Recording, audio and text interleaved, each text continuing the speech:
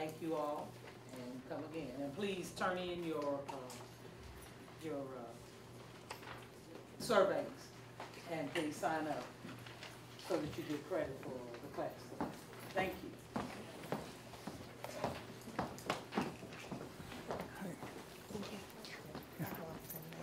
Nice to meet you. Mr. Lee is here to engage with us. I thank you for coming, and he'll be able to introduce himself to tell you a little about himself and then his briefing. Good morning. Thank you for coming. We're going to hit the big topic of cardiovascular system and spaceflight related activities. This is very high level. It's meant to be an introduction to you about our laboratory, some of the projects that we're involved in, and so you will see different. At the end here, we'll flip through some different studies that we're involved in now. Our laboratory itself is actually now no longer called the Cardiovascular Laboratory, now called the Cardiovascular and Vision Laboratory, thanks to the VIP syndrome, the vision problems that the crew members are having, or we've actually branched out and started to work in that area, and I'll introduce you a little bit of that later on. Overall, my situation, I've actually been here for almost 24 years now. I originally came down here with the idea we'd only be here 2 or 3 years, and then I would go on and further my education, and I got sucked into the NASA community and got really excited about what I was doing. I originally came down here as a member of the Exercise Physiology Laboratory. I worked there for 16 years, and then about 8 years ago I flipped over into cardiovascular and to do some more specific stuff. My background is actually in cardiac rehabilitation, so I came from a clinical side of things, and research was a new thing for me. I'm still learning how to do it well, but we've had a lot of great experiences, both in our laboratory and with external collaborators, and you'll see a little bit about that as we go along.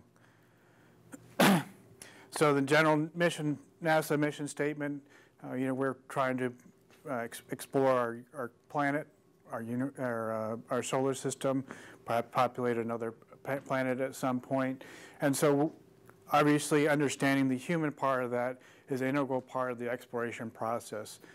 We could easily send robots to another planet. Well, obviously, we've already done that, but how do we do that with humans? And that's the area that we're specifically focused on.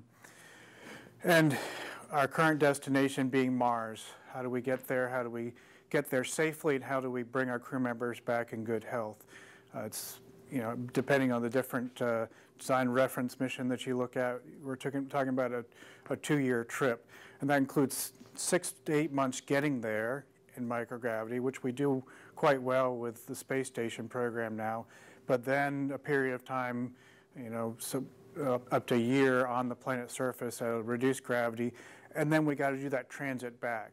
And so to say that we can just solve things on Mars, we also have to be prepared to bring people back safely.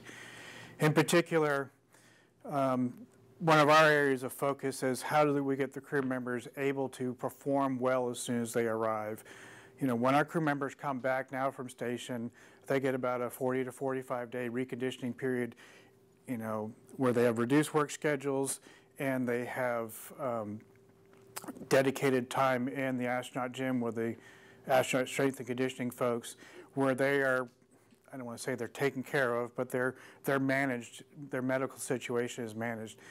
Mars is obviously a different situation where the crew member have to arrive, and dependent on the scenario that we come up with, then they're going to have to spend, in the first week or so setting up their habitat, preparing their facilities, and essentially getting to work, as the word's hitting the ground running. And we want to make sure our crew members are well prepared for that.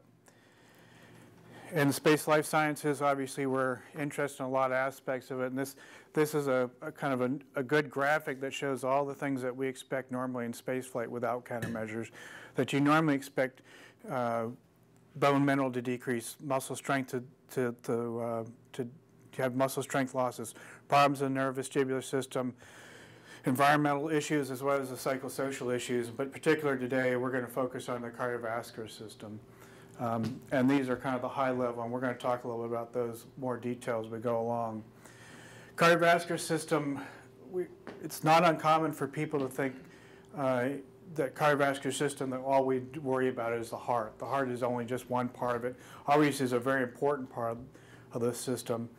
But the cardiovascular system also has many functions. We normally think about delivering oxygen and nutrients to the working muscles and to your brain, obviously very important parts of the system. But you also have to remove those things, and you also have to deliver hormones and other chemical messages.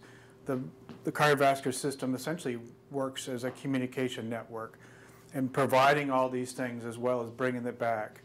Also things that you probably don't think as much about, thermal balance, that oftentimes when you go out, well, actually you probably think about a lot here in Houston, when you walk out in the heat, you're producing heat while you're doing exercise or any sort of movement.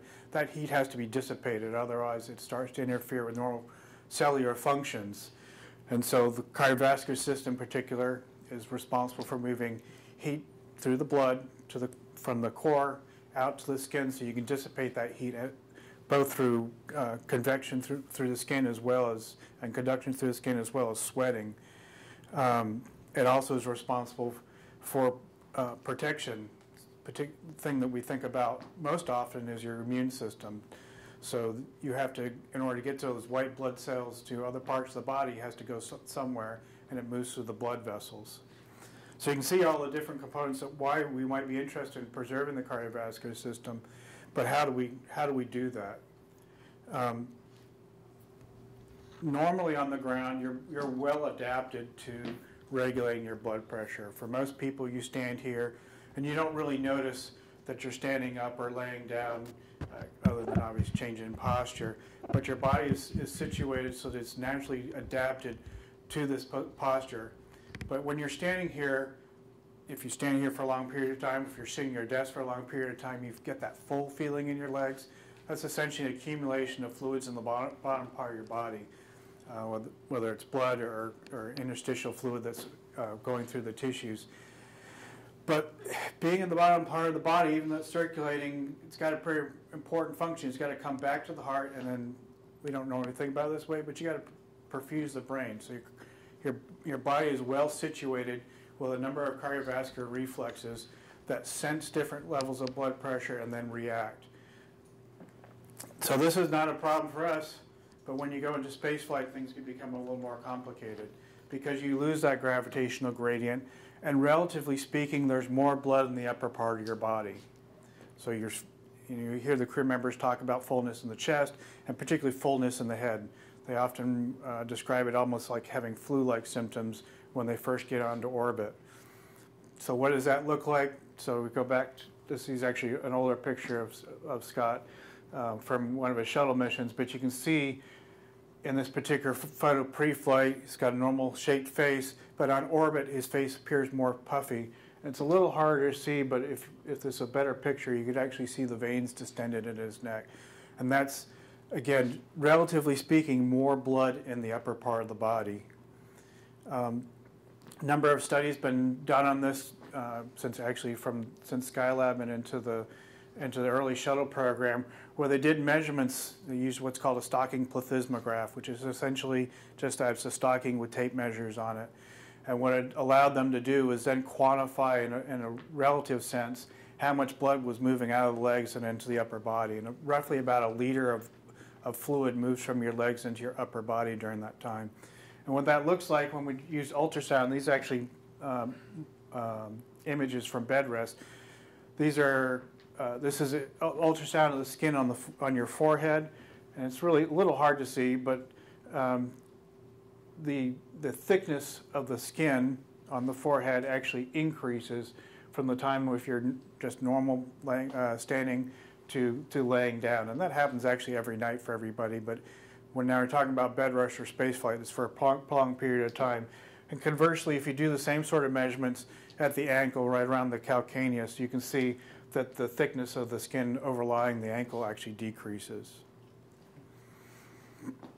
So as far as the cardiovascular adaptations associated with spaceflight, we think about the initiating event as this cephalad fluid shift, this movement, because then your body senses that and says that I don't need as much fluid in the upper part of the body. It's like there's too much. Your body is well regulated for that. You don't want to have too much fluid in the upper body. in bed rest, or even for when you lay down at night, that precipitates as you actually start to produce more urine. And then, you know, for most people, the first thing they do in the morning is they get up and they go to the bathroom. The astronauts were not quite so sure if that happens that way, partially because we don't have measurements that early in flight, that there's necessarily this offloading of fluid this way, as much as you're just not retaining as much fluid in the astronauts. So you adapt to this new situation. In particular, these are measurements from the Space and Life Sciences missions from the early 90s. And this is looking at plasma volume. So this is a liquid portion of your blood. So what happens to that? Well, within the first 2 days, you lose about 70% of that plasma volume. So if you think about it, what you would have experience on the ground, so if you go with a couple days without drinking, or if you go out and exercise, you lose that much fluid, so the liquid portion of your blood is decreased. We're going to refer, you'll hear me refer a lot of times to bed rest during this talk. In particular, we use bed rest as an analog of spaceflight because a lot of the changes that we observe during bed rest or spaceflight are replicated by bed rest. And so this gives us an opportunity to look at a larger number of subjects over a longer period of time. And this is a series of bed rest studies that are done here at University of Texas Medical Branch in collaboration with investigators here at JSC. And you can see this rapid initial drop in plasma volume. And it actually decreases just slightly over time. This is over a course of 90 days.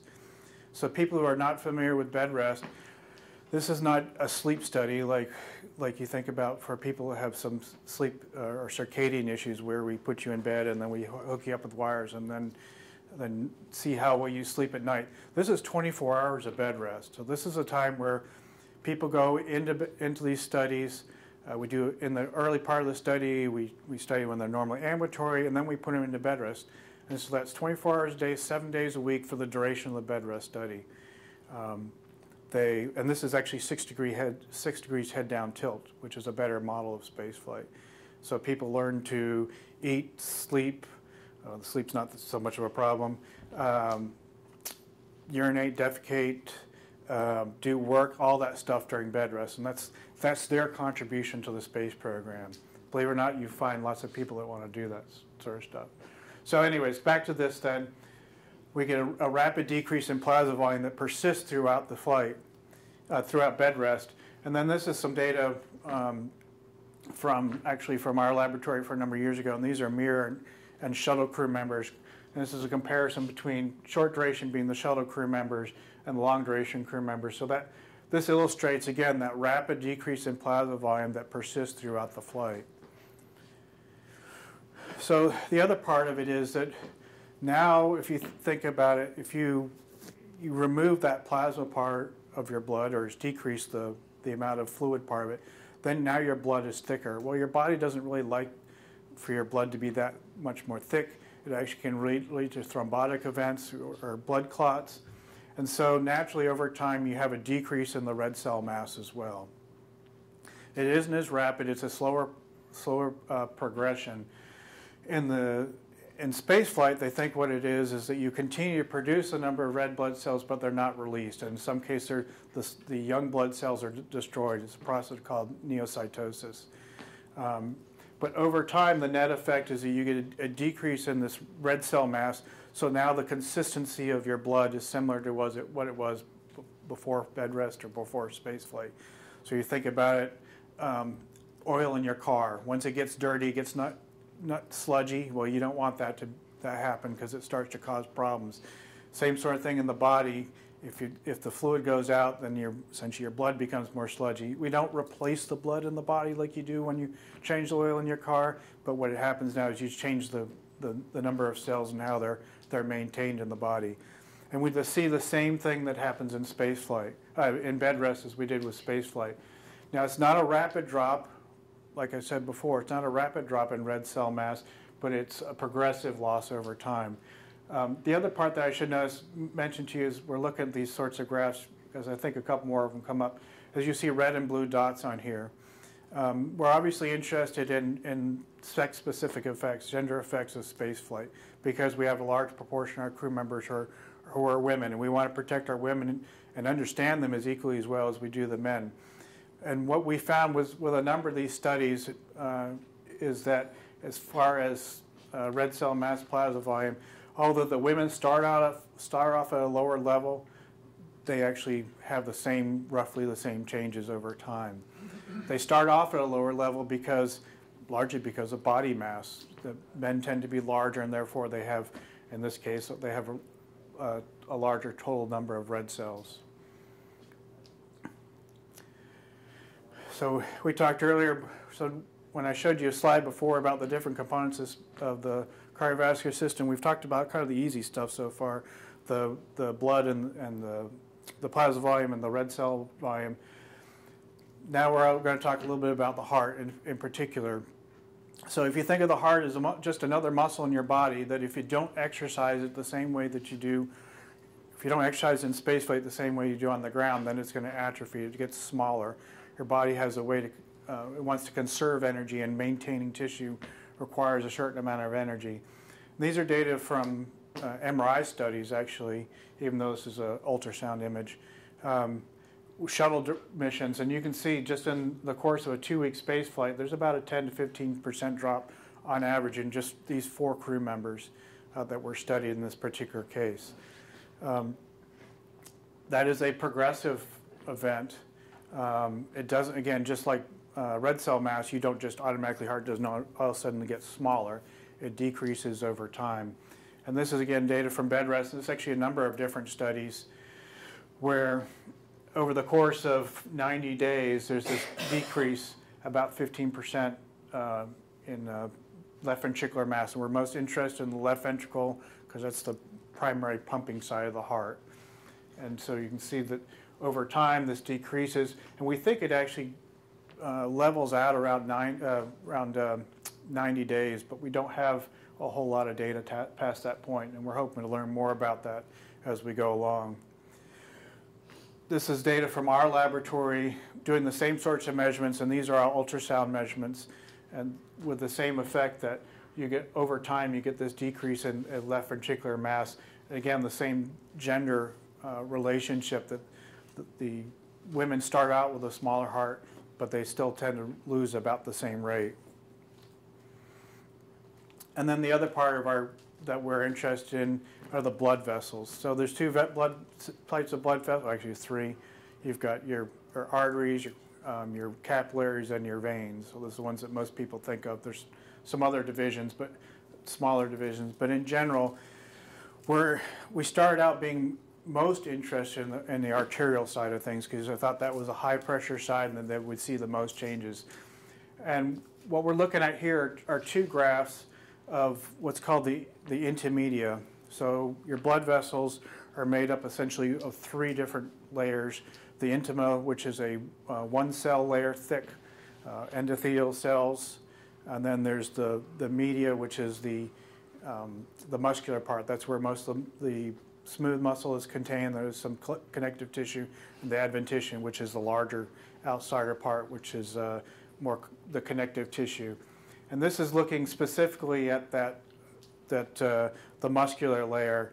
And so just like with your heart, if you don't exercise the muscles, and in this case the smooth muscles surrounding the arteries, you start to get some atrophy. In the upper part of the body, these are bed rest data, by the way, where you're looking at the arms.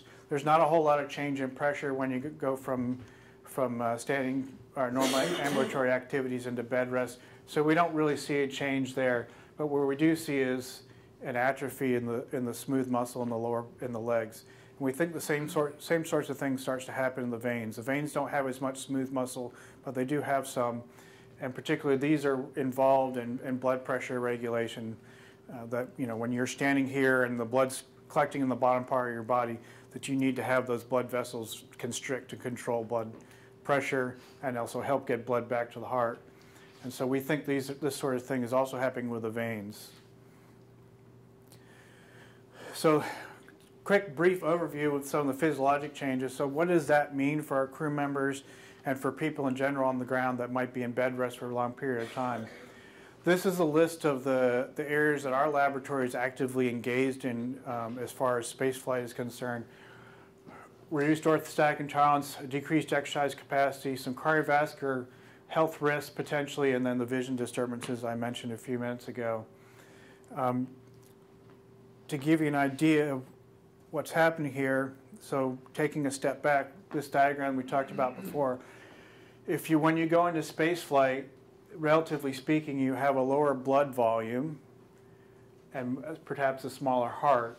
When you come back from space flight, you've got that same volume of blood that's trying to fit into a smaller volume of blood that's trying to fit in the same vessel that you started with before flight. So if you think of a beaker of water and you take out, 50 milliliters, when you come back from space flight, you still have that same size beaker of water, but you have less fluid in it, which makes it harder to circulate through the body and perfuse the brain in this particular case. So you get this movement of blood in the lower part of the body and less blood there to work with. So we think that changes a number of things that we talked about before. These are all the things that contribute to the factors that we're concerned with, the exercise capacity, orthostatic intolerance in particular. You have the plasma volume loss, you have a decrease in cardiac mass and function, change in the responsiveness of the blood vessels, so you have less of the smooth muscle, but it also appears to be less responsive to stimulation. And as we'll talk about as we go through these, flight duration and gender actually starts to play a factor in the outcomes of these. And then the nervovestibular system, crew members have problems with nervovestibular control, which also plays into the orthostatic intolerance fact, and then the heat load and thermoregulation that we mentioned before. So orthostatic intolerance, I've said that word a couple times now. What does it mean? Essentially it means it's an impaired ability to control your blood pressure when you're standing up. In our crew members, that manifests, and even in patients, maybe manifest by lightheadedness. You may get tunnel vision, and in extreme cases, people will pass out. We've known about this for a number of years. Even since the very first Mercury mission, crew members were having this problem. So stepping back again to what I was talking about earlier, that plasma volume loss, that happens very quickly within the first few hours of space flight. And that's why we see it early on. And it persisted all the way through, where we would see not only problems with maintaining consciousness in extreme cases, but also increases in heart rate and lower blood pressure levels. So plasma volume, I've talked about this. This comes up a lot in our area. So that liquid portion of blood. If you look at plasma volume in particular, you think that might be a contributing factor or a primary factor. And we think it is, but it doesn't happen that way in all cases. So the study done a number of years ago in our laboratory where they looked at the different populations of people who passed out on landing day. So to take a step back, what happens on landing day if you're not familiar with it, and this is particularly about the shuttle program. We do all this pre-flight testing, hopefully get them tested as close to launch as possible, sometimes as early as 5 to 10 days before they launch. On landing day for the shuttle program, they land at Kennedy or Dryden, and then we would have teams out there to conduct testing. But we generally wouldn't see the crew members for about 2 to 4 hours after they landed, because they would safe the vehicle, make sure that all the situation was okay with them, and then they would bring them back to the testing facilities where we were. And you can imagine a bunch of scientists all excited. All these crew members are coming back. Now we get to actually do our experiment. So everybody's clamoring for time. Luckily for us, the cardiovascular system is one of the fastest adapting systems, and so we usually got them first. So that was good news for us. But what we would do with these particular tests, they would either do what was called a stand test, where they lay down on a table and then they would stand up for 5 minutes. We monitor heart rate and blood pressure and cardiac output and stroke volume. Or we do what's called a tilt table test. Same sort of scenario where they start out, they're laying down, and the table then, because it's called a tilt table, then it actually tilts up to about 80 degrees head up tilt, which is about roughly the same cardiovascular stress as if you were standing naturally. And so we then monitor them in an ideal scenario, we'd monitor them until they pass out. But because everybody else is clamoring for that same amount of time with the crew members, on landing day for the shuttle program, we only stood them for 10 minutes. So if you be what's called pre-syncopal in this case means that you were a person whose blood pressure started to drop precipitously, or you start to have symptoms of hypotension, that you start getting that lightheadedness or confusion or tunnel vision. So these data, these are women then that passed out during this tilt test. And if you look at the plasma volume, they had about a 20% drop in plasma volume. Now if you look at the men who didn't become pre-syncopal, the ones that didn't have problems, you would see that their plasma volume loss was much less than the women. So you say, aha, there's the answer. It must be plasma volume. Well, unfortunately, it wasn't quite that simple, because there were a group of men who also passed out, and their plasma volume loss was no different than the men that did pass out. So there's something else going on there. So is it cardiac mass that plays into it? Is it changes in the responsiveness of the blood vessels? And so this is data from a related study, same sort of idea, where we're bringing people in, the crew members, and they're testing them on landing day. And actually, excuse me, this is like the same study. And so there's a hormone called norepinephrine, which causes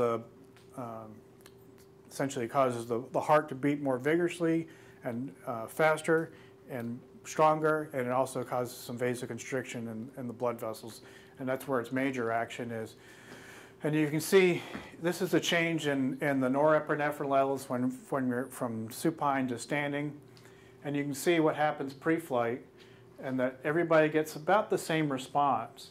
But in the women, they had a much lower response to standing. Actually, their catecholamine levels at supine were already high, and they didn't go much higher when we stood them up. So they had less reserve or less ability to further constrict their blood vessels and increase heart rate.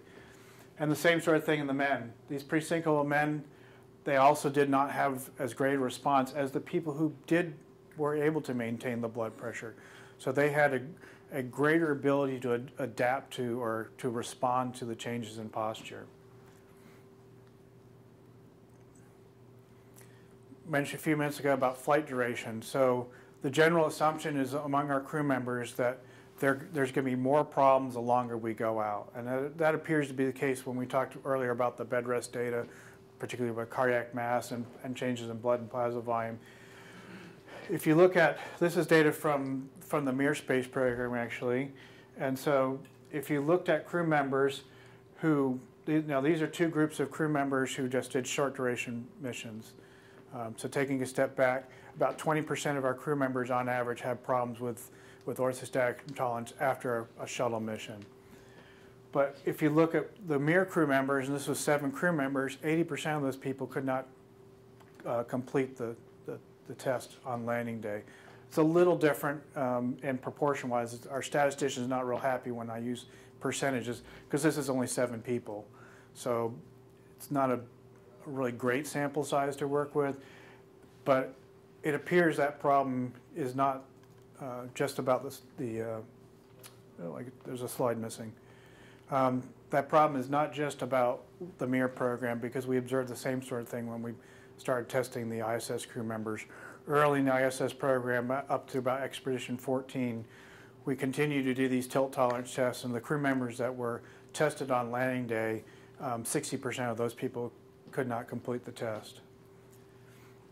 This is not restricted just to spaceflight. This is data from our bed rest studies again. This is what's called a survival curve. What the x-axis down here at the bottom is the tilt time, or how long they were able to stand, and then this y-axis is the percentage of people, of the number of subjects that we are testing there were still standing at a particular time. It's a little hard to see with this particular graph, but this first black line here is how long people were able to stand before bed rest. And so about 50% of the people can do this tilt tolerance test out to 30 minutes. This is longer than the shuttle crew members, but out to about 30 minutes. About 50% of the people will still be standing after 30 minutes. And then very quickly you can see, and these are different, slightly different groups of subjects, but you can see very quickly, even just after 2 weeks of bed rest, that the percentage of, or the amount of time, number of people who can complete the test is precipitously less. And this is the sort of thing that we would expect for spaceflight as well, and have seen. I mentioned before about women just briefly. In particular, the women are a group of astronauts that we're not just interested because they're larger numbers of them, but for some reason they have more problems with orthostatic intolerance after flight. If you looked at all the astronauts, about 83% of the women will become presyncopal on landing day. Now, this is both tilt test and stand test, whereas only 20% of the men. We went back and looked at this data a little differently, assuming that if we had people who were coming through the military or through high-performance aircraft experience, they would somehow be selected out. That if you had problems with orthostatic intolerance, just by performing the G maneuvers, you may not make it as a pilot. So we then looked at whether there's a different effect of pilots versus non-pilots. And on average, the non-pilots will have more problems than the pilots, probably because of that selection process. There's a paper published after the SLS-1, SLS-2 experiments back in the late 90s where it said 60% of our crew members will pass out. Almost all of those people that were participating in that study were actually non-pilots, so they didn't have that experience. Whereas on average, if you looked at all our crew members from the Shuttle program, only about 20 to 25% of them have problems. So what are some of the things that we're doing to combat these adaptations and these negative effects? Exercise. You hear about exercise all the time on space station. The things you probably hear less about are fluid loading, which is a way to essentially to get that plasma volume back up relatively quickly. Liquid cooling garments and then compression garments. So what did we do for Shuttle? And on the Shuttle, we had a cycle, we had a treadmill. We didn't have a resistive exercise device, but the crew members were encouraged to exercise. The commander and pilot were encouraged to exercise every other day, and then the other members of the crew were encouraged to exercise at least every second day, third day. What we then did was we went back retrospectively and looked. We had data, exercise data on 42 crew members, which is a large data set, particularly for the Shuttle program, and looked at how their exercise habits on orbit might have helped with, in this case, the orthostatic intolerance component. Now this is data from a stand test. So the crew members I described before, 5 minutes laying down and then 10 minutes standing up. And then this is just specifically at the heart rate. What we did was we looked at their exercise history and then grouped them based on how much exercise they did on orbit. And so we've got a low, medium, high. The high group is a group that are doing at least 3 days a week of exercise. They're exercising for at least 30 minutes a day, and they're exercising at greater than 70% of their age-predicted max heart rate. So it's kind of a normal exercise stimulus that we think about on the ground. The medium group were exercising 3 days a week, but they weren't always exercising at greater than 70% of their exercise. So they're doing the exercise, but it wasn't as intense. And then the low group, which was people who were not meeting any of those criteria. They're generally not exercising enough, and they weren't exercising intensely. And it also included EVA astronauts, because the EVA astronauts on orbit for Shuttle, with a tight timeline, they generally didn't get as much time to exercise as the other crew members, and the EVA itself was sometimes fatiguing, and so crew members would forgo exercise after EVA, and sometimes in preparation for EVA because they didn't want to be tired when they went out the door. The take-home message from that long description is, so if you have more problems with orthostatic intolerance, your heart rate tends to be higher because you tend to have more plasma volume loss, you're more likely to have changes in cardiac mass, and therefore your body is trying to respond. So you've got a smaller blood volume, so your heart's pumping more quickly in order to maintain your blood pressure.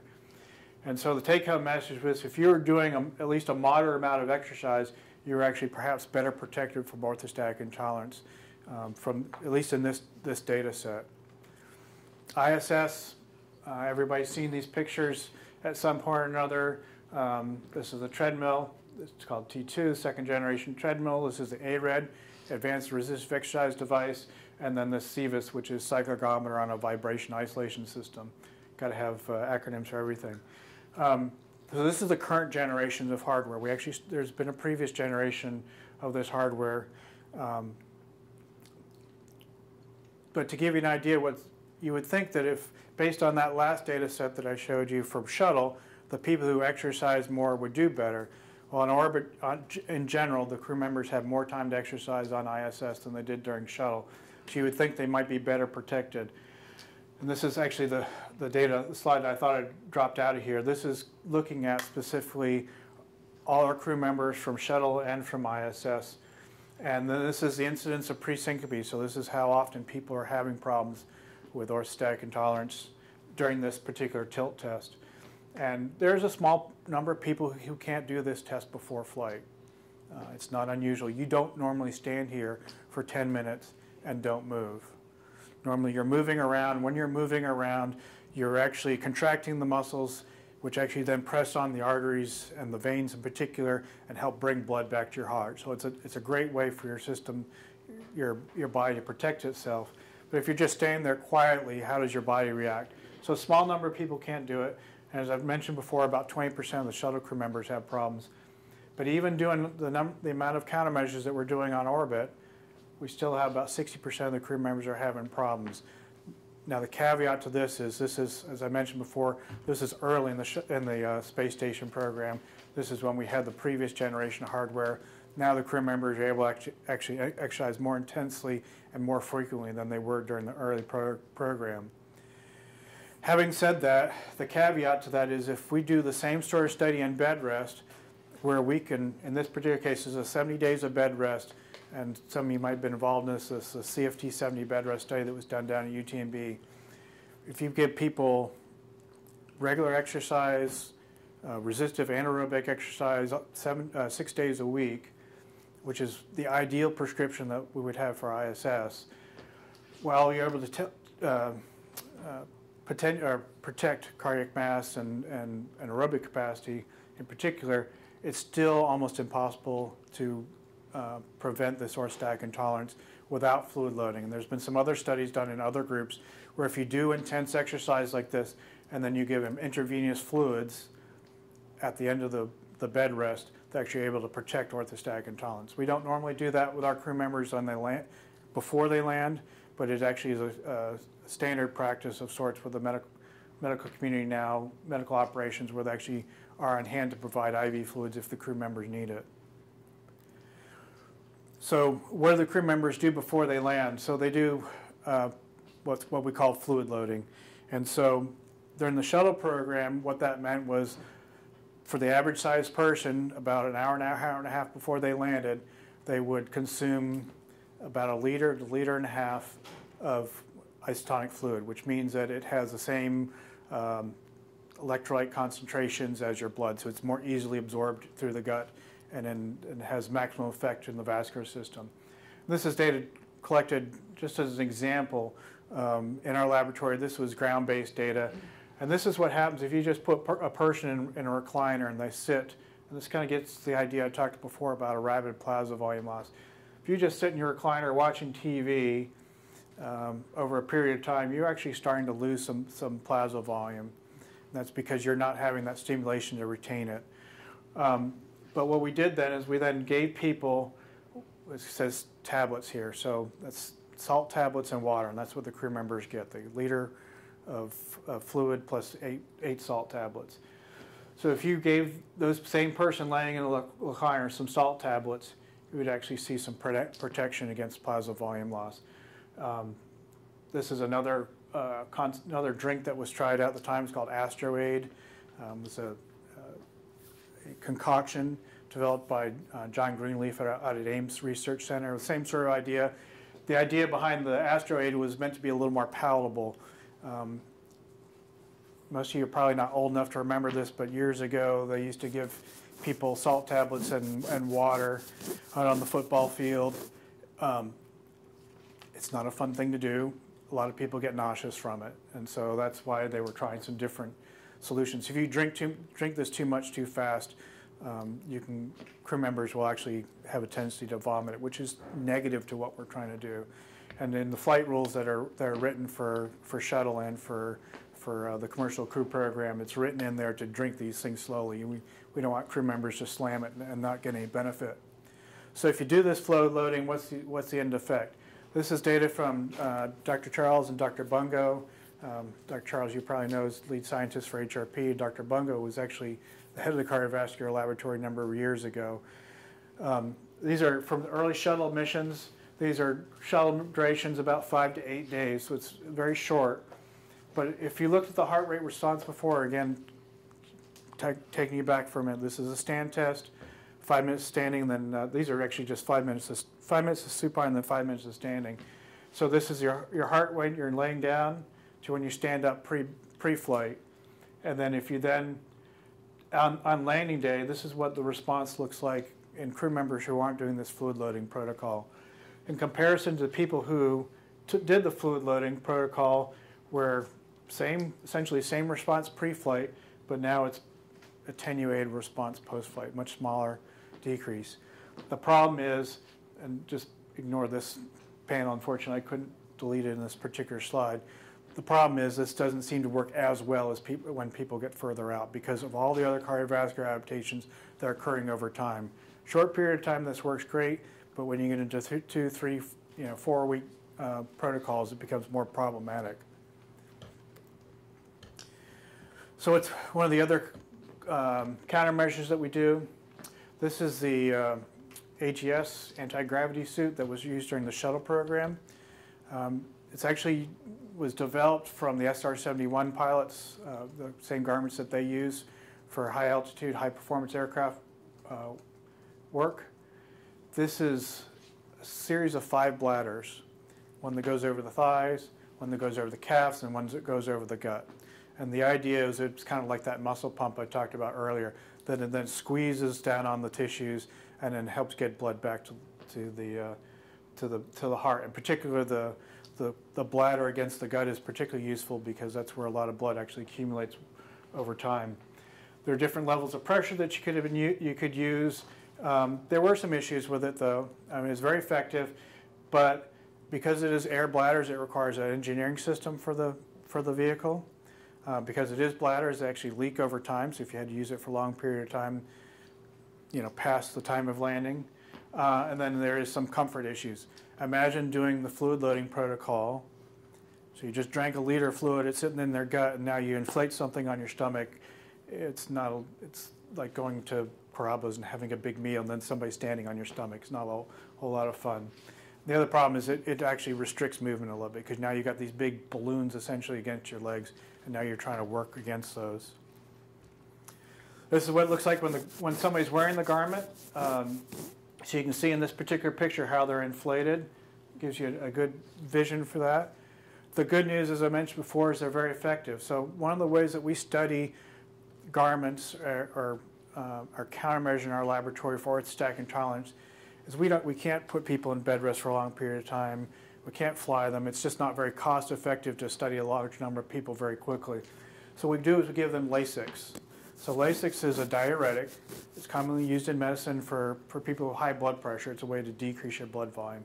And if we give Lasix to people in the laboratory, we can get their plasma volume loss, to be about equivalent to what we see with spaceflight.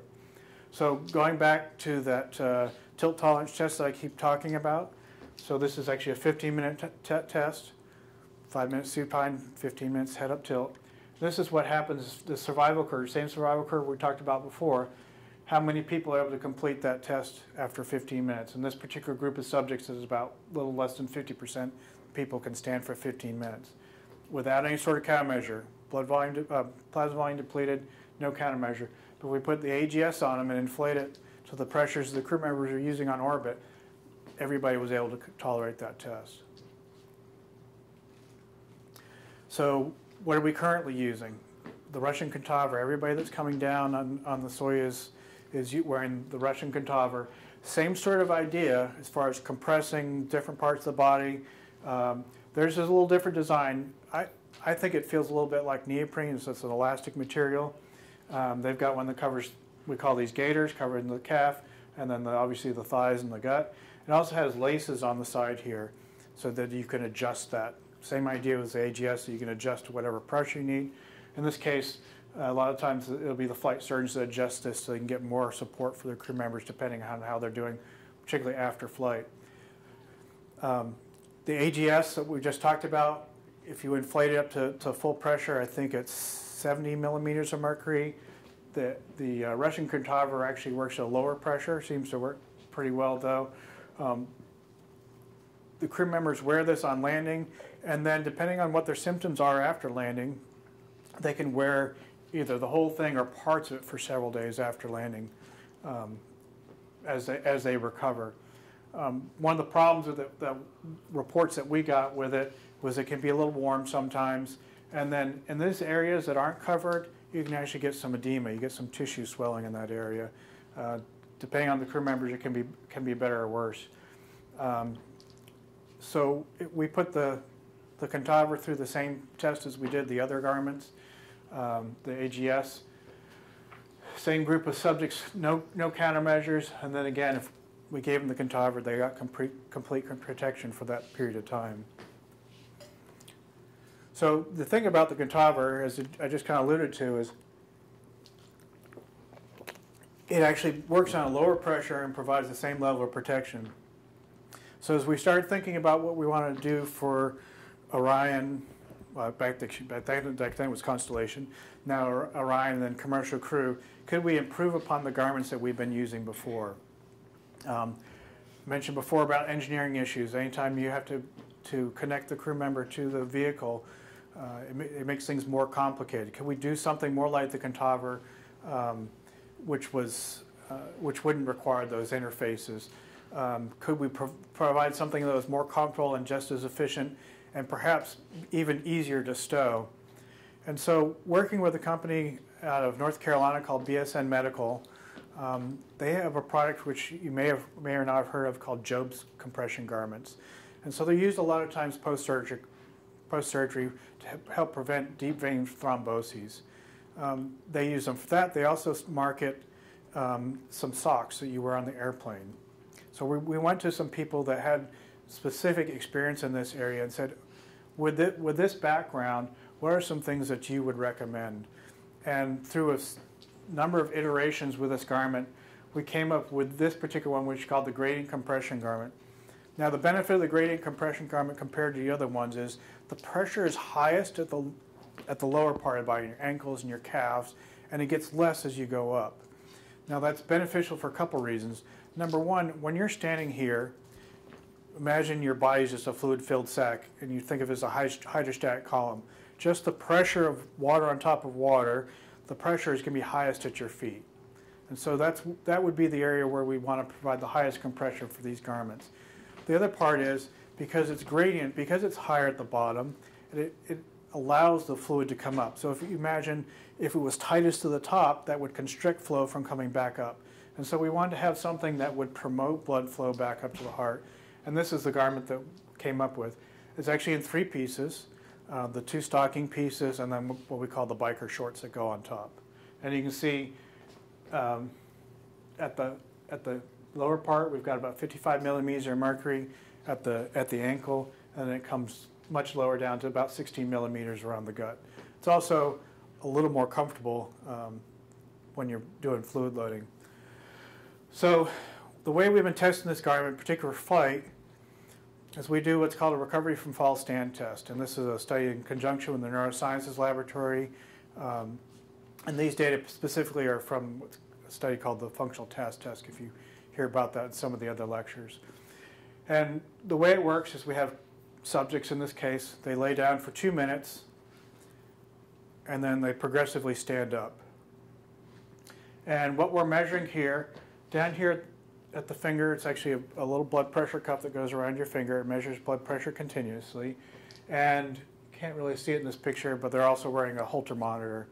So a Holter monitor is it's just a fancy way of collecting EKG ambulatory. So it's got a little recorder, and then it collects all the ECG as you go along, the electrical activity of your heart. So this gives us a way, in a very short way, of looking at heart rate and blood pressure responses to standing. the initial study that we did was actually among shuttle crew members. These are data collected looking at 2 different groups of subjects. So these are the crew members shuttle crew members who on landing day didn't wear the compression garment. At least not when we did the test. So they landed like normal, they came to the laboratory like normal, and then they did the tilt test, the recovery fall stand test with their normal clothes on, without the compression garments. So this is a pre-flight change in heart rate, about 10 to 15 beats per minute, that's normal, and about a 20 to 25 beat increase in heart rate from supine to standing, just kind of like we saw in some of the other folks. But if they were wearing the compression garment when we did the test, the heart rate response was actually lower. So they've got better protection. They've got better venous and blood coming back to the heart. I won't mention the crew member's name, but the crew member, for some silly reason, decided to volunteer for 3 different studies in our laboratory on 3 different missions. I'm not allowed to say their name. I can't say his or hers, because they didn't want anybody to know that they were wearing pantyhose during testing. But in this particular case, they did testing in the laboratory where they weren't wearing any sort of compression garment. This particular case, they're wearing just the stockings part in a separate mission. So one of our earlier versions of this garment didn't have this spiker short portion. So you can see some benefit. But when they wore the full garment, they actually got almost complete protection. And so this is heart rate. This is a variable we haven't really looked at before. In particular, this is stroke volume. So stroke volume is the amount of blood that's pumped from your heart each time your heart beats. And this is, again, from change for supine. So when you're laying down, when venous return is strong to your heart, then you're able to, your stroke volumes are going to be higher, and then when you stand up, your stroke volumes are a little lower. And so you can see this change in stroke volume from prone to standing, a large drop without the garment, a little less with just the stockings, and then with this garment altogether, almost complete protection. Now, this is not necessarily new data. I mean, it's new for space flight, but in clinical world, they've actually found that just binding the gut can actually provoke a lot of these same changes. So what are we doing now? So I talked about shuttle crew members. We're now starting to test this garment in the field with our ISS crew members. And so through collaboration between the Neurosciences Laboratory, Institute of Biomedical Problems in Russia, and the Cardiovascular Laboratory, we're now doing testing within an hour, really, of landing. And you'll notice somebody in the room eager in these pictures. And this is actually just a mock-up. These were not real crew members, although if you go on the internet, the Russians have posted pictures of this on the internet. So this is the same situation, but this is just to give you an idea of what it looks like in the field, where they set up the tent. They start out with the same idea, prone, and then move to standing, and then we measure. This is the blood pressure monitor, and in this case, we're actually using a heart rate monitor, but we've gone back to the Holter monitor now. So we're in the process of transferring this garment to medical operations, but one of our last steps is to prove that it actually works well for the ISS crew members. So I've talked a lot about orthostatic intolerance. Orthostatic intolerance is the major area of research in our laboratory for a number of years. But we've also had some work.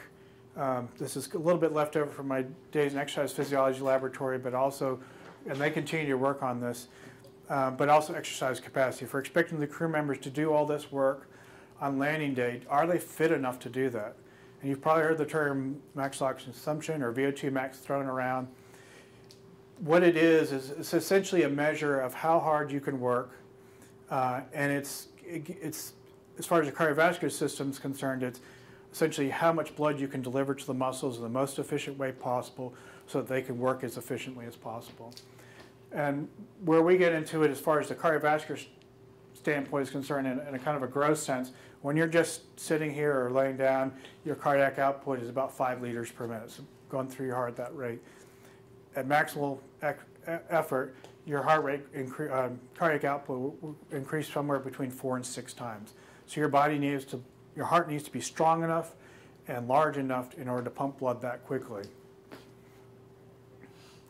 So what does that look like for for shuttle crew members? Excuse me. So this is data from Dr. Ben Levine up at UT Southwestern. We've collaborated a number of different occasions. And if you did a VO2 max test, so what does a VO2 max test look like typically? You put somebody on a bike or a treadmill at a low level of exercise, and you gradually increase the intensity of the work. A treadmill would be the speed or the grade of the treadmill, and the bike accelerometer, it'd be increase the resistance to pedaling. And you gradually increase it to the point that they can't exercise anymore, that they become fatigued and can't continue. And we measure oxygen consumption. That's the big measure we do, and that's, again, a measure of your metabolic rate. So on orbit, in the shuttle, where cardiovascular uptake, even though you've lost plasma volume, it's kind of a normal plasma volume for space flight, and you haven't had that many changes in your cardiovascular system as far as that decrease in cardiac mass. Remember, I showed you it takes time, and the changes in the red cells, which are actually obviously delivering the oxygen to your muscles. When those haven't changed that much, that aerobic capacity really doesn't change that much in the first couple weeks of flight. But when you get back on the ground, that's when it becomes problematic, and for shuttle missions in particular, that now your low blood volume becomes a problem, because even if you haven't lost that much as far as cardiac mass and red cell mass, you have that lower volume of blood to work with, so it's harder to circulate through the body. So about a 10 to 15% decrease in your exercise capacity on landing. The good news is that exercise in flight tends to help. This kind of goes back to that same grouping of subjects I showed you before when we were talking about orthostatic intolerance. Same, well, this is a little different. This is regular, which was high before, the low, which is medium before, different different names, and minimal was the almost no exercise folks. And what this graph would suggest is that people who do regular exercise really don't lose that much aerobic capacity on landing day. Normal variation from day to day is about 3 to 5%, so we're just a little higher than that. People who didn't do much exercise lost more, and then the people who did almost no exercise had about a 20% drop. So exercise is good. I like that. Data is a little different from the ISS crew members. This is data that we just published a few years ago. Same sort of test. This one's specifically on a bicycle ergometer. Crew members do the test 3 times pre-flight, and then they do periodically through the mission.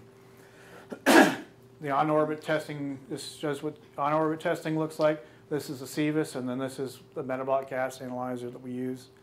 And if you looked at this is an average of their pre-flight values, and this is modeled data then. So you probably know that when we do stuff on orbit, we can't always schedule it exactly flight day 30 or flight day 60 or 90. As scientists, that's when we want to schedule it, but when it really happens is a completely different story. There's all kinds of important things to do. So that gets shifted around. So we end up modeling the data. We put all the data together and say what the average response looks like. This was a little unexpected for us. So we saw about a 15% decrease in VO2 max on orbit in the ISS crew members, and this is 14 crew members. I say this is a little unexpected because when we did a similar study like this, not me because I'm not that old, in Skylab, we didn't see this drop. That the Skylab crew members pretty much maintained their aerobic capacity all the way through their mission. Frankly, we're still trying to understand this a little more.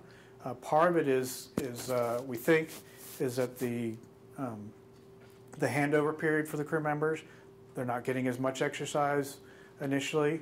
That's improved. Originally, when some of these data were collected, the handover time was more prolonged. Now, some crew members are exercising even the day that they get up there. So we're expecting that to improve. There may be some differences in the efficiency of the cycloergometer because it's slightly set up differently than when you cycle on the ground. So we're trying to understand that one a little bit more. But the good news is it actually improves throughout the mission as the crew members do more exercise. So we've talked a little bit about immediate post-flight, orthostatic intolerance, exercise capacity in particular. So what does it look like for recovery for these crew members? I'm going to show you a little bit of data here in a moment, but the short story is, as far as orthostatic intolerance, it recovers relatively quickly. for the shuttle crew members, within about 3 days, they weren't having problems. The blood volume was actually higher than it was pre-flight, and they were able to tolerate those tests relatively well. And as far as exercise, they were usually recovering between 7 and 10 days.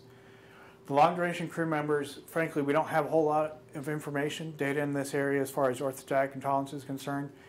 It looks like they might recover in 7 days, but we've had some crew members that would exhibit this elevated heart rate for much longer than that, for 2 to 3 weeks. The exercise, it looks like they're recovering within about 30 days. So as that look graphically, this is back to the data I showed you a little before, Dr. Levine's group. So this is that pre-flight, pre-in-flight, and then immediate post-flight, and then you can see it gradually recovers over time. And that's out to, what, 2 weeks? Or just a little less than 2 weeks. This is the data from the ISS crew members. Again, we have this drop, immediate post-flight, and over time, then they're coming back. So it's probably a combination of the reconditioning program that they're doing, as well as just general adaptation back to flight. The other part that might play a role in it is the cardiac mass, which I talked about earlier on. These are data from bed rest studies. So this is pre-bed rest. This is bed rest day 60, so you can see this drop in cardiac mass after 60 days of bed rest. And this is only just 2 weeks after bed rest, and it's already starting to come back. We don't have comparable data like this. Actually, we have comparable data like this, but it hasn't been published yet. Dr. Levine's group conducted a large study looking at many of these factors, and they should be publishing that data here soon, so we have a better idea what the time course of recovery for cardiac mass is. Plasma volume, the other factor we've talked a lot about today, this is the pre-flight stuff I showed you earlier, and then this is the post-flight. So plasma volume within about, actually in another data set we actually see it higher on 3 days after flight, but it's about normalized about within a week. Again, getting back to some of the functional consequences of these changes. So this is the functional task test, which I mentioned, data from the functional task test I talked about before. The functional task test was set up essentially, so for years we've been measuring all these physiological changes that happen on orbit or as a result of spaceflight. The question is, can the crew members actually do the things we expect them to do? So the neurosciences laboratory, the exercise laboratory, the cardiovascular laboratory, EVA group got together with some of the representatives from the astronaut office and tried to identify the sorts of tasks, exploration tasks that we expected the crew members to have to do upon arrival at Mars or another planetary surface.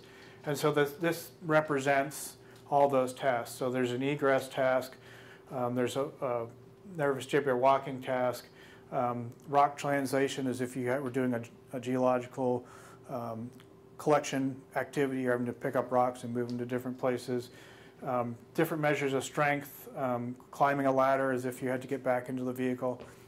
Kind of a combination of more functional tasks as well as some good discriminatory tests for the other physiological systems. But this is just the heart rate data from this. So we were measuring heart rate all the way through these tests. And so this black line here, oops, get this right, got it wrong. This gray line, excuse me. This gray line here, which is really hard to see, this is what the heart rate response was doing all those tests pre-flight. On landing day, which is the black line, you can see their heart rate is elevated all the way through. So that would be what we'd expect from the exercise data I've shown you, the orthostatic data I've shown you. And then, this is actually from shuttle crew members. There's a slight recovery within the first couple days, but after 30 days, then you've got almost complete recovery. And we're seeing the same sort of pattern with the ISS crew members. So we've talked a lot about things that we're currently doing, some current data. So let's talk a little bit about what the future might look like. So are there other countermeasures that we might use for these crew members? So the obvious ones that you probably think of right away is going to be the artificial gravity. Everybody's been talking about artificial gravity for years. These other ones you probably haven't heard as much about, so I'll just tell you a little bit about them because it's some work that we've been doing over time.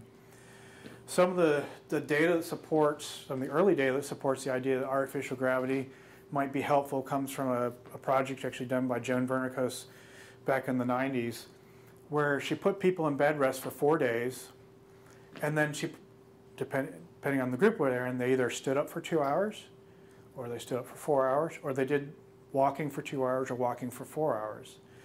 And the idea was that you're going to provide some level of gravitational stress and some exercise, and that I assume what her concept was that they would become additive. And so this is a diagram, because we didn't show one earlier. This is what bed rest looks like. So imagine that this is just 4 days. Imagine that for 90 days. It takes a very special person to do 90 days. So then if you look, this is a little different graph. This is a survival graph, graphed a little differently. This is the stand test.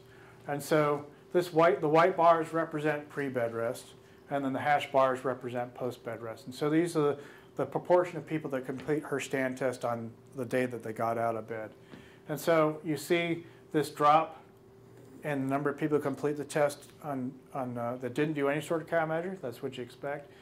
But then if you look at this group that did just standing for 2 hours, you can see a benefit right away. Now the way they did the standing and the walking portion is they got out of bed for just 15. You didn't just stand there for 2 hours. That would be incredibly boring and not really realistic. So they got them out of bed for 15 minutes at a time. They would stand for 15 minutes. For the 2 hour group, they would do it every hour for 8 hours, and for the 4 hour group, they did it 15 minutes for every hour for 16 hours. So you can see some benefit right away from just doing 4 hours of standing. Exercise had the same sort of thing. Now it's a little harder to see this because their pre-flight or pre-bed rest wasn't as high, but proportionally they actually had same if not better responses by doing the walking test. And the walking was just 3 miles an hour on a treadmill, so it wasn't particularly intense. If you look at the exercise stuff that we talked about before, the same sort of response, you start to see the same sort of benefit. You get about this large drop if you just 4 days of bed rest, and then just by doing progressively more standing or exercise, you get improved protection. And then this is the plasma volume data. The plasma volume data is a little more confusing. That just the 2 hours of standing really didn't help plasma volume. You still lost the same amount as if you did no countermeasure. 4 hours helped really well. Exercise for just 2 hours, not so good, but 4 hours of exercise did help out. So it kind of highlights the interaction between plasma volume and the exercise, how those sorts of things are important. So that little bit of background, artificial gravity, obviously artist renditioning, but we think that it's going to have a lot of benefits, and doesn't help just the cardiovascular system. It helps all the systems. As far as the cardiovascular system is concerned, by spinning people around, you create or you reverse, well, if you think about this pre-flight to in-flight scenario where you get this facial puffiness, the increase in the cephalad fluid shift when you go into space, so that the artificial gravity will actually reverse that and make it more like you're standing on the ground, depending on the length of the arm that you're using for your centrifuge. So it creates that headward to footward pressure gradient that we normally experience by just standing here, and it actually has stimulatory effects on the rest of the cardiovascular system, so that it has been shown to prevent the plasma volume loss, prevent the cardiac atrophy, and decrease the severity of the decrease in orthostatic intolerance and the aerobic capacity. Oops. So particularly for a study that was done here, again, UTMB JSC, where a centrifuge was built down at UTMB in the basement of UTMB. People were on this platform, so it was 21 days of bed rest. The control subjects, every day they went down late on this platform, but they didn't spin. So they got the same out-of-their-room experience, laying down, but they didn't get any of the benefits. And then the other group spun for about an hour a day, and so that the GC component, the stress of the heart was about 1 body weight. It was higher at the legs, but at the heart. And so this, again, looking back at some of the survival curves that we looked at before, this is what it looks like for people who did no countermeasure, no countermeasure. And then you can see a marked improvement for the people who did the countermeasure. So we're better able to maintain those cardiovascular reflexes to prevent syncope. And then this is the exercise data. This data is not quite as strong as this. That in the control subjects, we saw about a 12% decrease in the aerobic capacity over the course of 21 days of bed rest. Didn't get a complete protection, but near complete protection for the people who did the artificial gravity spinning. That's probably because they really didn't do exercise while they're staying there. Again, it was kind of that, if you take back to the slide we were just showing a few months ago where the exercise worked a little better when you actually had it protected exercise better when there was actually an exercise component. We're obviously not the only group that are doing these sorts of studies. These are some other centrifuges from around the world. This is actually from Ames. This is a human-powered centrifuge where the centrifuge is actually, rather than have a motor drive it, the motor is actually this guy on the end. He's got a cyclogometer attached to it. He drives the belt. And then these are two. This is actually DLR, where we're getting ready to do a bed rest day next couple of years, and then another facility, ESA. But the big question is, we're really just starting into this. Think of an artificial gravity prescription like an exercise prescription. All the different things that go in an exercise prescription. How often you do it, how hard you do it, how frequently you do it. Same sort of thing applies to artificial gravity. Plus things like how fast you spin people, how quickly you spin them up. So it gets a little more complicated. That's an area that's just opened up at JSC as far as getting a new project that's worked specifically on that. And so we hope to see some real progress that in the next few years. There's a different type of artificial gravity. We call it the poor man's artificial gravity. So you see that big centrifuge, you put it in a vehicle. Imagine how complicated that is to put on the vehicle, how much the engineers hate you when you say you want to spin somebody around or 6 crew members for an hour a day, every day. This is a project actually was done a number of years ago by Dr. Charles. This is what's called lower body negative pressure. And the idea is that you do the same sort of things you do with artificial gravity, is that you're moving blood from the upper part of the body and the lower part of the body. The way this works is this is a seal that goes around the waist. It's a lot like a kayak spray skirt or kayak waist seal that you may have seen. And then this is a chamber that you can then evacuate. And so you decrease the pressure in that, and then that helps bring blood down the lower part of the body. This is what it looks like inside. And you can see there's the waist seal and there's a controller. And so this is based on some data that was done by the Air Force a number of years ago, a bed rest study, where if they put people in this lower body negative pressure chamber for 4 hours, they were able to prevent that plasma volume loss and prevent some of the orthostatic intolerance we've been talking about. And so this was a study that Dr. Charles did. And this first part is called the ramp test. This is just a way to assess orthostatic intolerance. It's like a stand test, but using this device. And then this was roughly 3 hours in the LBMP chamber. And so, oops. So this is what it looks like. So if you take somebody and you put in this LBMP chamber and you gradually decompress the chamber, so you're gradually moving blood in the lower part of the body, so you're gradually increasing cardiovascular stress, you're going to see heart rate increase. And so that's what you see here. So this is what pre-flight. Pre-flight resting heart rate, see gradually over time it increases. Now after crew members have been on orbit for a period of time, you do the same test. Excuse me.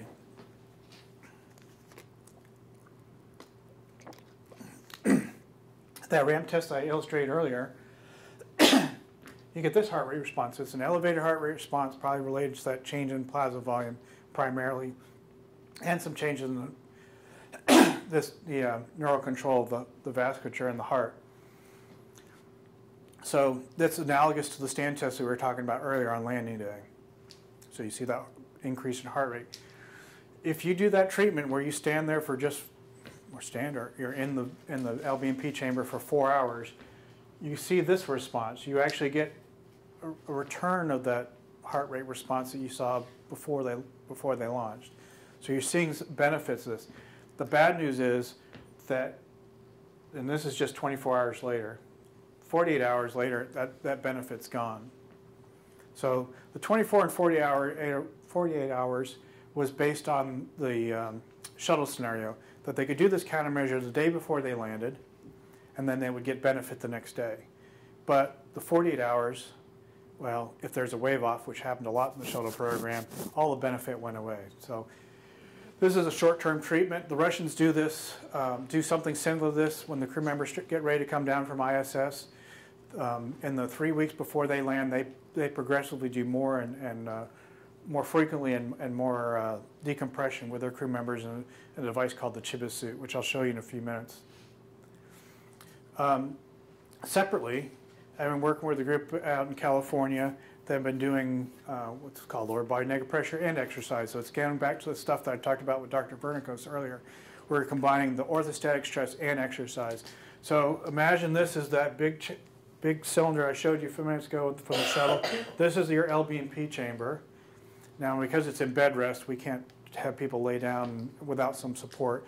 So this is a treadmill inside it, and then this is their support. So these obviously are support systems, one for the stuff for the legs and for the back, so they can do exercise during bed rest. And so what we did was we combined exercise with LB&P, and this is a graphic representation of that. So this represents how hard they're working. This is in a nutshell, this is an interval protocol, which is very popular in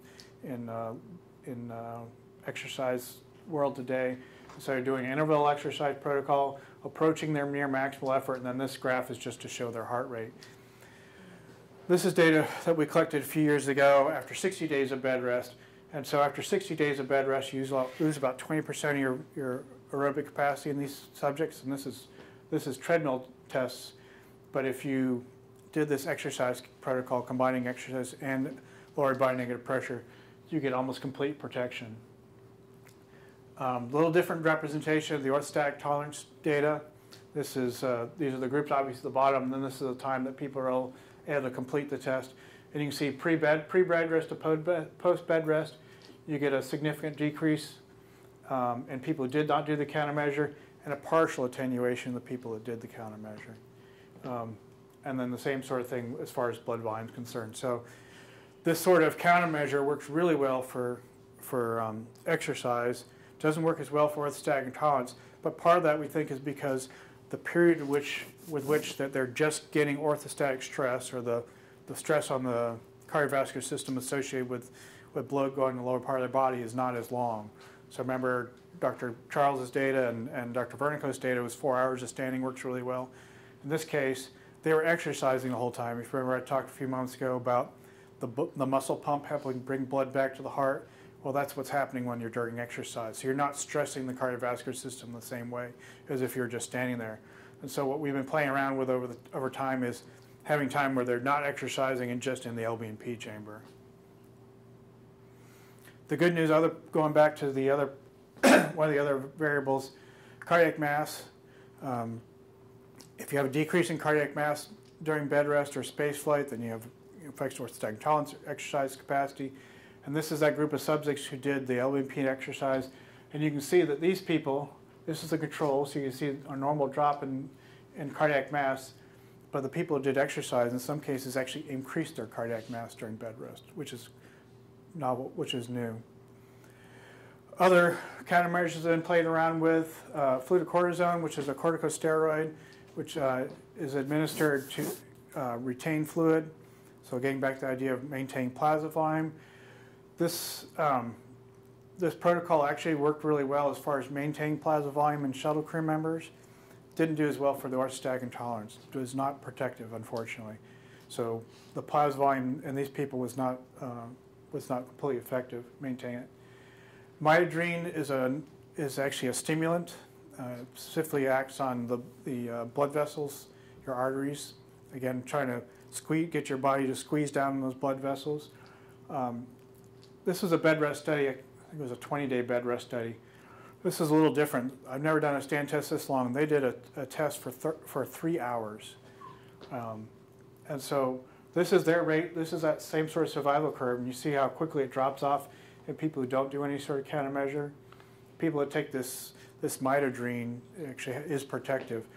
The good news about this is it has its peak effectiveness about an hour after you take the medication, which would be ideal for crew members landing, because they could take it right before, they know that they're going to burn, and they get the maximum benefit during reentry and landing, and post-landing. The downside of it is it's a drug that actually affects what's called the QTc interval, which is essentially the events. It prolongs the events from depolarization or contraction of your heart and repolarization or the relaxation phase. The problem with that is that in shuttle crew members, and this is the QT interval that we're talking about here. If you remember, shuttle crew members is not a problem. Long duration crew members, this QTc interval is prolonged, and that becomes a concern because it means it's changing the repolarization of the heart, and in some cases, in clinical cases, the prolonged QTc interval actually can be a precursor. It can set up dangerous arrhythmias in the heart. This can lead to what's called atrial fibrillation or Torsades de Pointes. Although we don't think our crew members have this problem, we don't want to create a problem. So this drug has not been used since then. As far as cardiac dysrhythmias are concerned, this is a pretty famous event from the MIR program.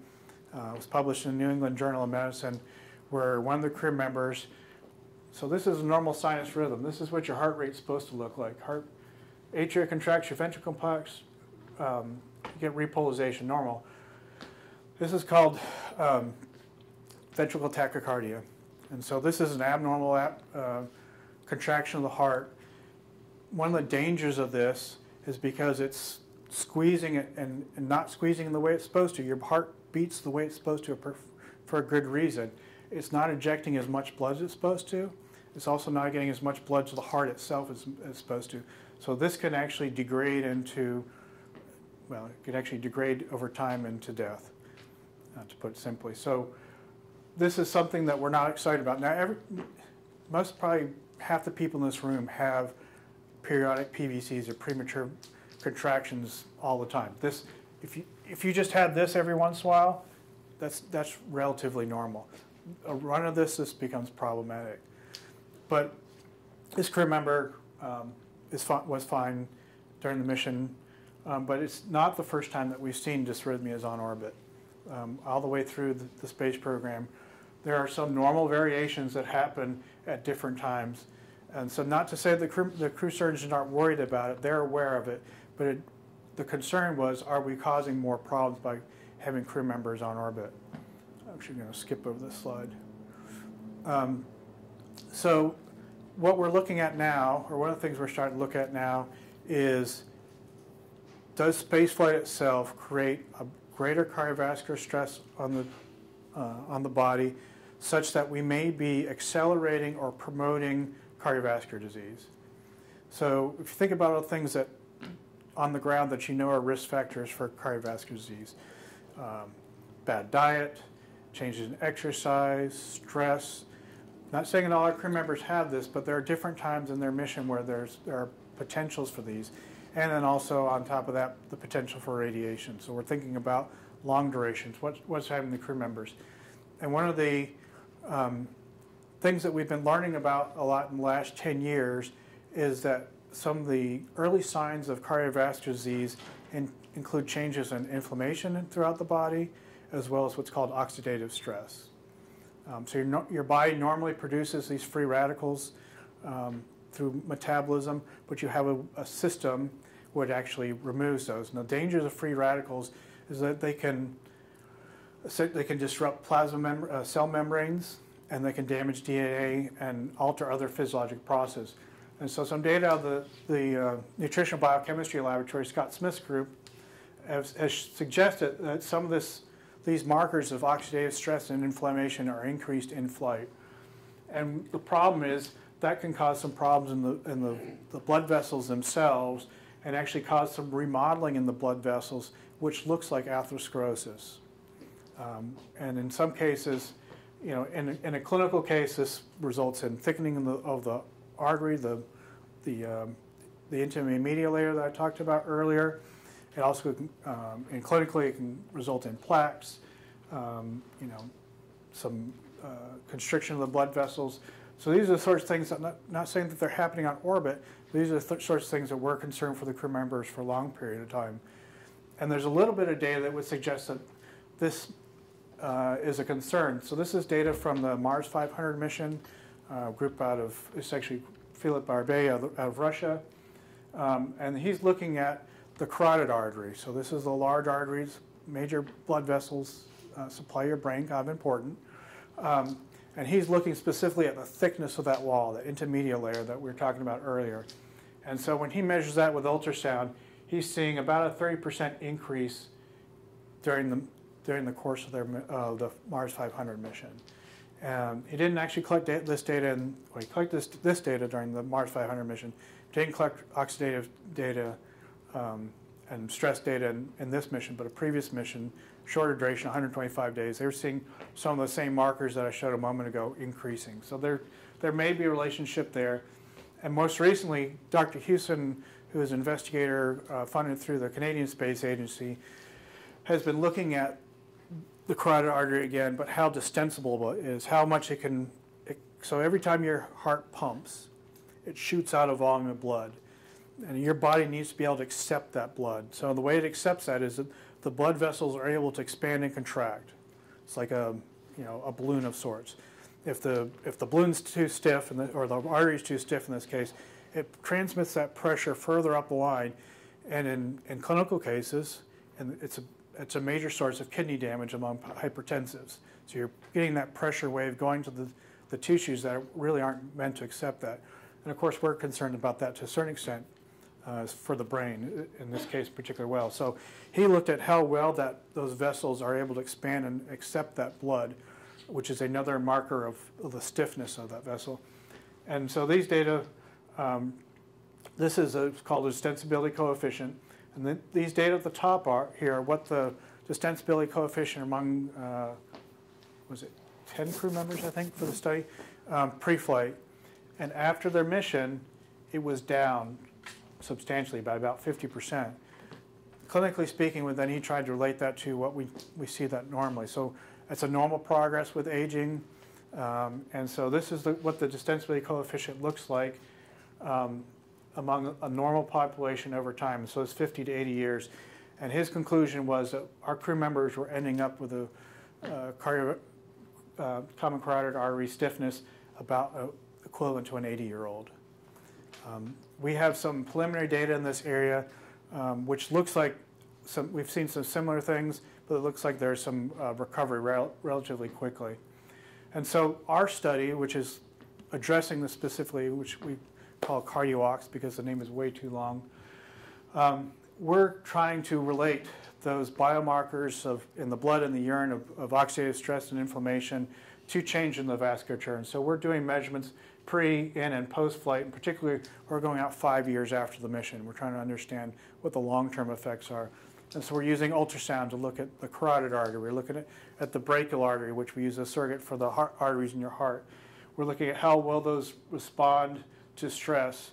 And then on orbit, of course, we're doing a lot of the same measurements with blood and urine collection with everything stored in the Melfi. And that's why this week is such a momentous week for us, because SpaceX coming down, we've got about 3 years worth of data that we've been waiting on the biological samples. So you'll see a lot more about that coming up.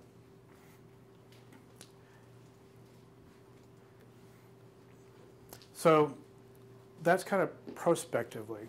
Now we're working with LSEH to look retrospectively at some of these effects. And so there's been a data mining effort. Actually, there was a group outside of us specifically who were looking at historical data, comparing the data from our astronauts to a group of subjects that used to be monitored at the center called the Longitudinal Study of Astronaut Health. They got the same acronym, so I always get them confused. And so what they were looking at was the incidence of cardiovascular events in our crew members versus a group of age-matched and physical activity-matched subjects. Just some preliminary data from that, and I apologize if I misspeak this, is it looks like our crew members have a slightly higher incidence of cardiovascular disease over time, but because they have a much lower incidence than the average population, they're still so much better off than the rest of the crew members. This is kind of a first look at that, trying to dig more into the data now to understand that more, and we're actually looking for other cohorts of subjects who might be more representative of our crew members, particularly in the Air Force personnel, as well as the group out of the Cooper Clinic up in Dallas. So we'll get a better grasp. This is very preliminary stuff.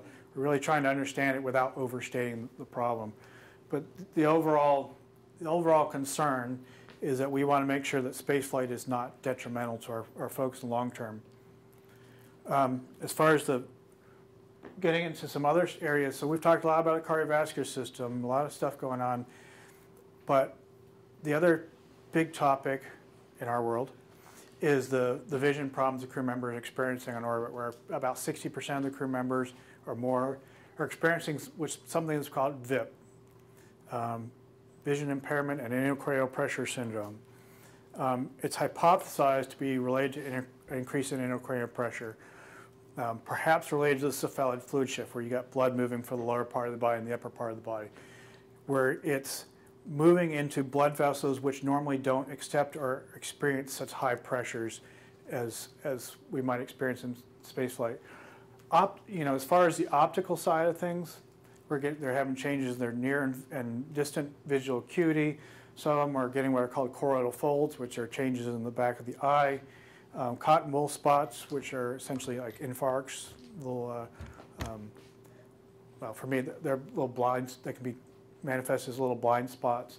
And some other changes in the shape of the eye, which on the one hand, we experienced some of these or observed some of these during the shuttle program, but they recovered soon after landing. Crew members reported problems with their vision. If you see pictures of the crew members on orbit, they'll have 3 or 4 pairs of glasses with them on the mission.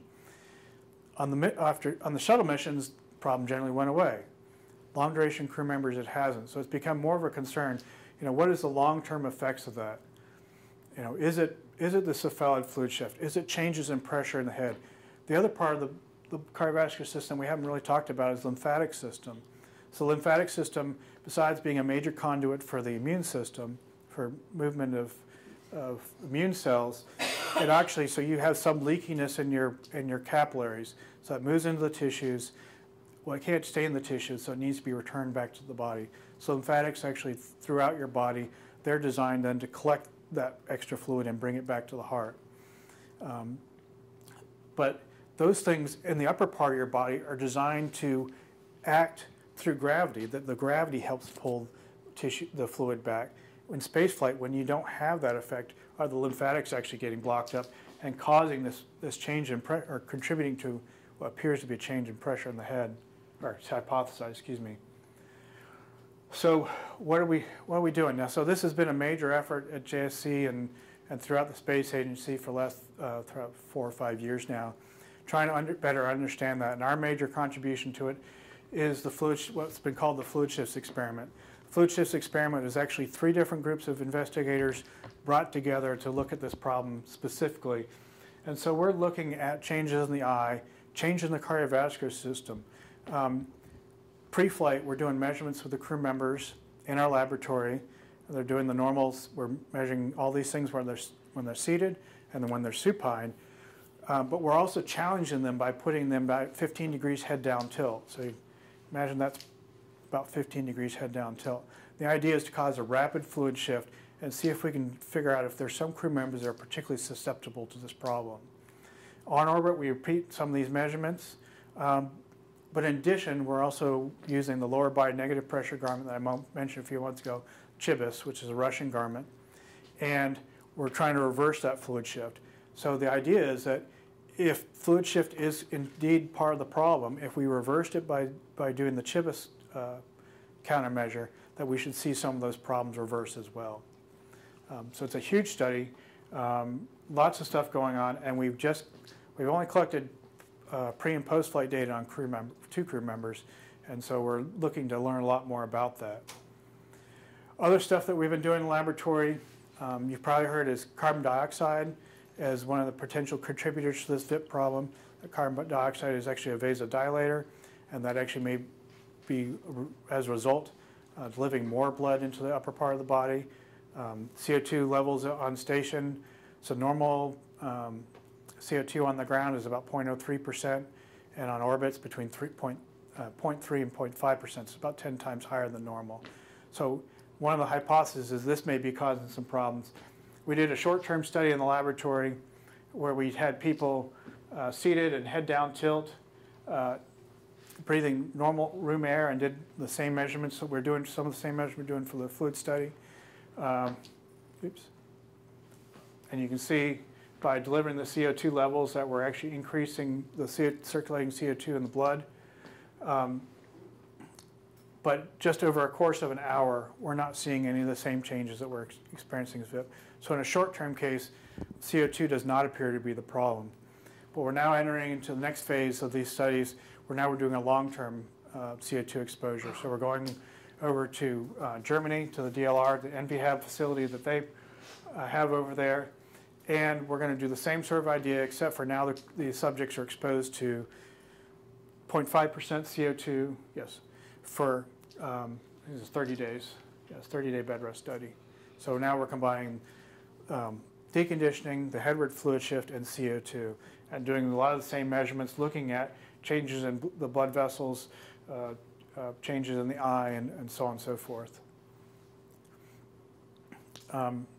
Just kind of rounding out some of the stuff that we've been involved. Oops, I keep looking at a different slide. You've probably all heard about the twin study.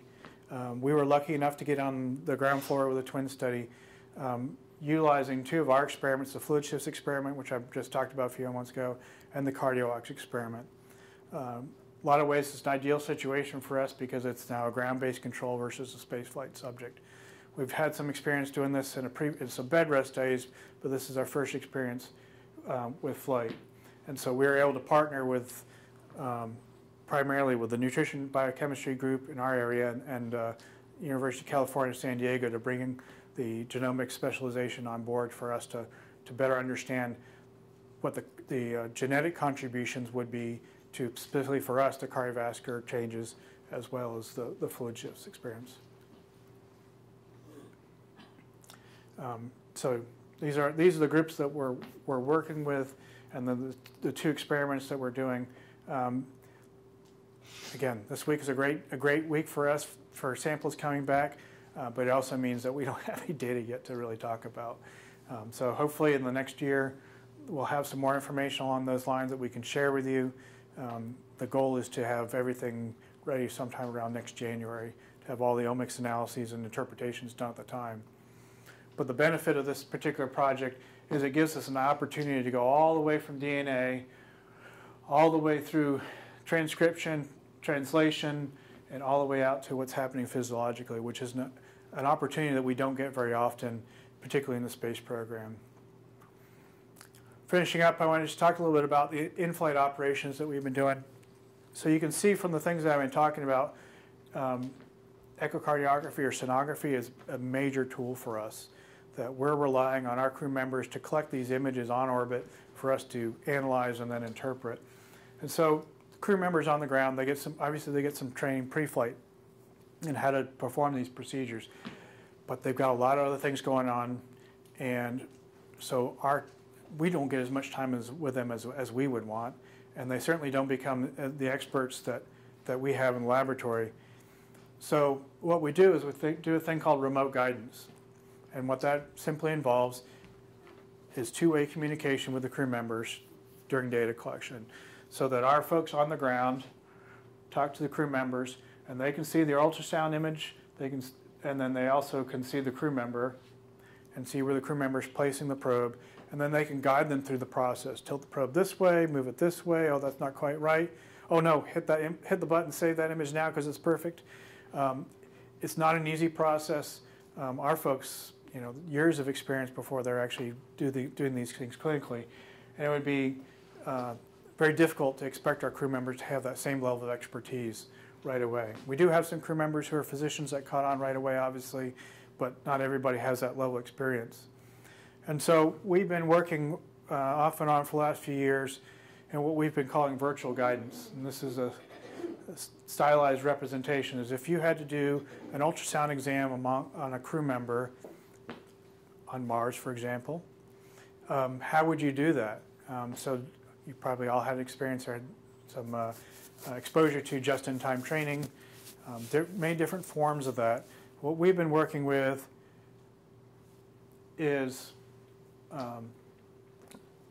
essentially creating instructions and examples that are put on a in this case an iPod or in any sort of digital media, and then it's played back through a pair of goggles with earphones, so you can hear the instructions from the person doing the tutorial, and then you can see the images, the instructions, and then what you're looking at. What we did with this particular pair of goggles is actually sit far enough away from your face so you can see the tutorial as well as look down at the subjects you're trying to scan. In our laboratory, I mentioned before, we're obviously interested in the eye. These are some images actually collected by a novice subject. And for this particular study, what we had people do is we had them go through the tutorial, collect the data, and then we gave the images to a radiologist for them to read and then judge the adequacy of it. And you can see that this has been very successful in getting good images. We're actually just got a new grant to go the next step and do some more tutorials. So I apologize, I've covered a lot of ground, jumped a lot back and forth. I hope we've given you guys a pretty good idea of things that are going on in the laboratory.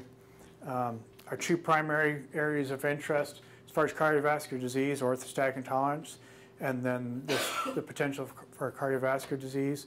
Touch a little bit about on the aerobic capacity stuff. And then the VIP. So we're learning a lot more about the VIP syndrome and how it relates to the cardiovascular system and how we might be able to contribute to improved understanding of that. Obviously, we've got a big group of people from our group in our area. Dr. Stenger, Dr. Platz, who's now moved on to the element science level. Two new people in our laboratories, Steve Laurie and Brandon Macias, who've contributed a lot, brought in some new work.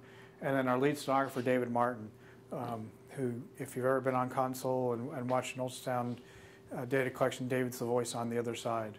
And then a host of other people, both within our laboratory and outside our laboratory.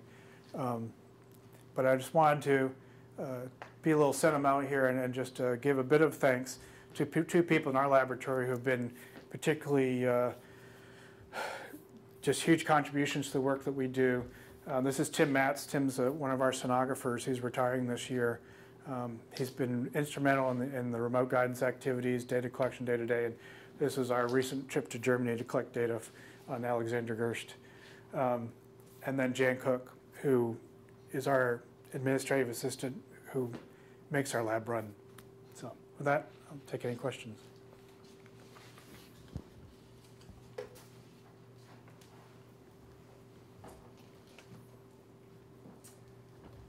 Any questions? None? Well, thank you, Sue. Thank you. Dr. Lee, we appreciate it, and you did. You covered a lot of ground and gave us a lot to think about. So we appreciate you. No problem. Thank you. All right, and so coming up, the cardiovascular, there's going to be this Thursday a lab tour starting at 9 o'clock. No, it's at 1 o'clock, and that's over in along those